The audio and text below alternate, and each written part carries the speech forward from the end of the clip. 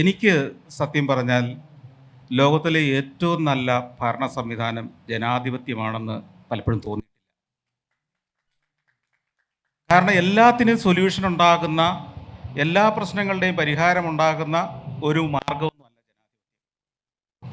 ജനാധിപത്യത്തിലെ ഏറ്റവും വഷളായ പല കാഴ്ചകളും നമ്മൾ കാണുന്ന ഒരു രാജ്യത്താണ് ഇന്ന് ജീവിക്കുന്നത്. ഇതിനേക്കാൾ എത്രയോ ഗംഭീരമായി ഏകാധിപതികൾ ഭരിക്കുന്ന പല രാജ്യങ്ങളുമുണ്ട്. ഞാൻ ചെറിയ ഉദാഹരണങ്ങൾ പറയാം. ജനാധിപത്യത്തിൻ്റെ നാട്ടിൽ നിന്നാണ് നിങ്ങൾ വിസ കൈക്കൂലി കൊടുത്ത് മേടിച്ച് ചില ഏകാധിപത്യ രാജ്യങ്ങളിൽ ജോലി ചെയ്യാൻ പോകുന്നത്, അല്ലേ? ചില ഏകാധിപത്യ രാജ്യങ്ങളിലേക്കാണ് നമ്മുടെ പുതിയ തലമുറകൾ ഒഴുകുന്നത്, ജനാധിപത്യത്തിൻ്റെ ഒരു ലോകത്തിലെ ഏറ്റവും വലിയ നാട്ടിൽ നിന്ന്. അപ്പോൾ ഭരണ സംവിധാനങ്ങൾ അല്ല ഭരിക്കുന്ന, സക്രിയ സാറ് പറഞ്ഞത് 100% ശരിയായ കാര്യമാണെന്ന് നിങ്ങൾക്കും എനിക്കും അറിയാം. ആര് ഭരിക്കുന്നു, ഭരിക്കുന്നവരുടെ നിലപാടുകൾ എങ്ങനെ, അവരുടെ മനോഭാവം എങ്ങനെ, ഭരിക്കപ്പെടുന്നവരെക്കുറിച്ച് അവർക്കുള്ള ചിന്ത എങ്ങനെ, ഇതൊക്കെ തന്നെയാണ് വ്യത്യാസം. അത് വളരെ നല്ല ജനസമ്മതിയോടുകൂടി ഭരിക്കുന്ന ഏകാധിപതികളും ലോകത്തുണ്ട് എന്ന് ഞാൻ കണ്ടിട്ടുണ്ട് പല രാജ്യങ്ങളിൽ ചെല്ലുമ്പോൾ. എന്നാൽ ഇന്ത്യയിൽ ഒരു മാറ്റം, അല്ലെങ്കിൽ കേരളത്തിൽ ഈ ഭരണ സംവിധാനത്തിന്, അല്ലെങ്കിൽ ഇവിടുത്തെ ജനാധിപത്യ സംവിധാനത്തിൽ ഒരു മാറ്റം വരണമെങ്കിൽ ഒരു കാര്യം സാധ്യതയായിട്ട് എനിക്ക് തോന്നുള്ളൂ. ജനങ്ങൾക്ക് വ്യക്തമായ ഒരു ധാരണ ഈ ഭരണ സംവിധാനത്തെക്കുറിച്ച് ഉണ്ടാവേണ്ടതുണ്ട്. ലോകം എങ്ങനെയാണ് മുമ്പോട്ട് പോകുന്നതെന്ന്, ലോകത്ത് മറ്റ് ഓൾട്ടർനേറ്റീവ്സ് എന്തൊക്കെയാണെന്നൊക്കെ നമുക്കൊരറിവുണ്ടാവണം. തീർച്ചയായും അതുണ്ടാകാനുള്ള ഏറ്റവും നല്ല മാർഗം ഞാൻ പറയും സഞ്ചാരം പോലുള്ള പരിപാടികൾ കാണുക തന്നെയാണ്. കാരണം അതിലൂടെ കൃത്യമായിട്ട് ഞാൻ പലപ്പോഴും വിമർശനാത്മകമായി തന്നെ സമീപിക്കുന്നത് എന്താണ് നമ്മുടെ നാട്ടിലെ പ്രവർത്തന രീതിയും മറ്റു നാടുകളിലെ പ്രവർത്തന രീതിയും തമ്മിലുള്ള വ്യത്യാസം എന്ന് തന്നെയാണ്.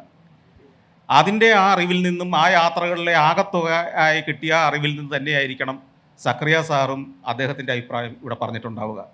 ഞാനത് ഓരോ എപ്പിസോഡിലും വിശദമായി കാണിച്ചു കൊണ്ടിരിക്കുമ്പോൾ ഇന്ത്യയിലൂടെയും ഈ ദിവസങ്ങളിൽ ഞാൻ സഞ്ചരിക്കുന്നുണ്ട്, ആ കാഴ്ചകളും കാണിക്കുന്നുണ്ട്. ഞാൻ പലപ്പോഴും ചിന്തിക്കാറുണ്ട്, നമ്മുടെ സാധാരണ മനുഷ്യർ എത്ര വലിയ അടിമകളായി മാറിക്കഴിഞ്ഞിരിക്കുന്നു ഇപ്പോഴാണ്. ചില പ്രത്യേക വിശ്വാസങ്ങളെ നമ്മൾ അന്ധമായിട്ട് വിശ്വസിച്ചിട്ട് കരുതുന്നു ഇവർ നമുക്ക് ഇനി എല്ലാ ജീവിത സൗകര്യങ്ങളും തരാൻ പോകുന്നു, ഇവർ മാത്രമാണ് ഇനി സൊല്യൂഷൻ. മറ്റൊരു വിഭാഗത്തെക്കുറിച്ച് നമ്മൾ കരുതുന്നു ഇവരാണ് ലോകത്തെ ഏറ്റവും കാട്ടാളന്മാരായ രാഷ്ട്രീയ പാർട്ടികൾ, രാഷ്ട്രീയ പ്രസ്ഥാനങ്ങളെക്കുറിച്ച്, മതങ്ങളെക്കുറിച്ച് ഒക്കെ നമ്മൾ നമ്മുടേതായ ഒരു ലോകത്തിരുന്നുകൊണ്ട് അന്ധമായ കാഴ്ചപ്പാടോടുകൂടി കൃത്യമായി കമ്പാർട്ട്മെൻറ്റുകളിലാക്കി നിറച്ചു വെച്ചുകൊണ്ടിരിക്കുകയാണ്. ഞാൻ ഈ കഴിഞ്ഞ ദിവസങ്ങളിൽ ഗുജറാത്തിലൂടെ ഒരു സഞ്ചാരം നടത്തി, അത് ഇപ്പോൾ കാണിച്ചുകൊണ്ടിരിക്കുന്നുണ്ട്.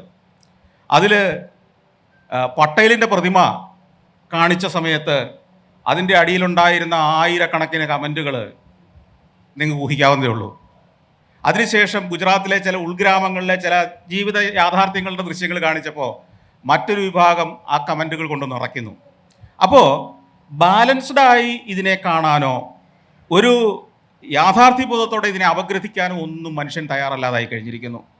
എൻ്റെ മനസ്സിൽ ഞാനൊരു കണ്ണട വെച്ചിട്ടുണ്ട്, ആ കണ്ണടയിലൂടെ കാണുന്നത് മാത്രം കാണുന്ന ഒരു ജനസമൂഹമായി മാറിക്കഴിഞ്ഞു. അതായത് അന്ധരായ ജനവിഭാഗത്തിന് അവരെ എങ്ങനെ മാനേജ് ചെയ്യണമെന്നറിയുന്ന ഭരണാധികാരികളെ കിട്ടും എന്ന് പറയുന്നതാണ് ഇപ്പോൾ സംഭവിച്ചിരിക്കുന്നത്. നമ്മൾ ഉണരുകയല്ലാതെ ഇതിനൊരു മാർഗ്ഗമില്ല. സാമാന്യ ജനത്തിന് ബോധമുണ്ടാവുക എന്നത് മാത്രമാണ് ഇതിനൊരു മാർഗം. ഇതിലൂടെ ബോധമുണ്ടാകുമ്പോൾ നമ്മൾ നോട്ട എന്ന് പറയുന്നൊരു ബട്ടണും കൂടെ ഇതിന് വെച്ചിട്ടുണ്ട്. ഭൂരിപക്ഷം നോട്ടയ്ക്ക് കിട്ടുന്ന ഒരു കാലം ഉണ്ടായി കഴിയുമ്പോൾ, മജോറിറ്റി നോട്ടയ്ക്ക് ഉണ്ടായി കഴിയുമ്പോഴെങ്കിലും കാലം ഒന്ന് തിരിച്ചു കറങ്ങാൻ തുടങ്ങുമെന്ന് ഞാൻ വിശ്വസിക്കുന്നുണ്ട്.